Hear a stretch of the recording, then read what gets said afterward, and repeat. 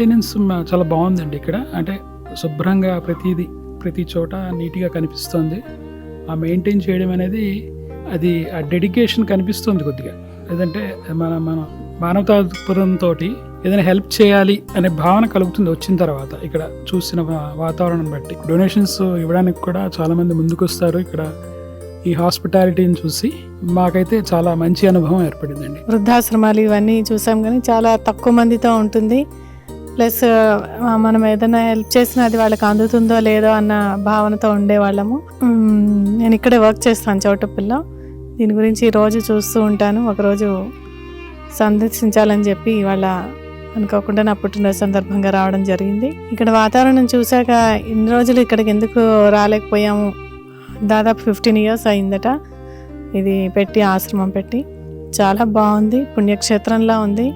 చాలా అసలు ఒక గుడికి వచ్చినట్టుంది, అనాథాశ్రమానికి వచ్చినట్టు అనుభూతి కాకుండా అందరినీ చాలా శ్రద్ధగా ప్రతి లేడీస్కి జెంట్స్కి సెపరేట్గా వీళ్ళు సేవలు అందిస్తున్నారు. మనం మామూలుగా చిన్న చిన్న చోట్ల ఒక 10-20 మందికే చేయడానికే చాలా ఇబ్బంది పడతాము.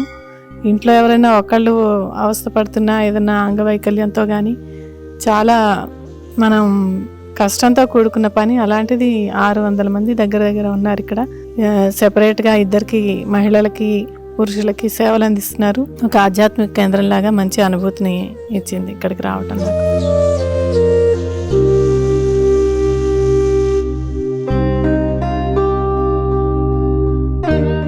అమ్మా నాన్న అనాథాశ్రమంలోని అభాగ్యుల ఆకలి తీర్చేందుకు మానవతామూర్తుల అన్నదాతల సహాయాన్ని కోరుతున్నాము.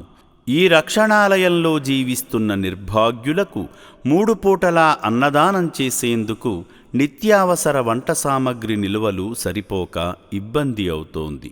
ఈ స్థితిలో ఆకలి తీర్చే మానవతామూర్తుల సాయం కోసం ఈ అభాగ్యులు ఆశగా చూస్తున్నారు. దయగల దాతలారా, వీళ్ళు మీ బిడ్డలే అనుకుని నిత్యావసర వంట సరుకులను అందిస్తే వాళ్ల ఆకలి తీరడం ద్వారా ఆ పుణ్యమంతా మీకే దక్కుతుంది. సేవాభావంతో మీరిచ్చే కేజీ బియ్యంతో 4 అభాగ్యులు కడుపు నిండా తింటారు. 3 పూటల 1800 మంది ఆకలి తీర్చాలంటే ఎంత కష్టమో ఒక్కసారి ఆలోచించండి. దయచేసి బియ్యము, పప్పు, నూనె, కూరగాయలు ఇలా ఏదైనా సాయమందించి శ్రీ పుణ్యలింగేశ్వరుని అనుగ్రహానికి పాత్రులు కండి.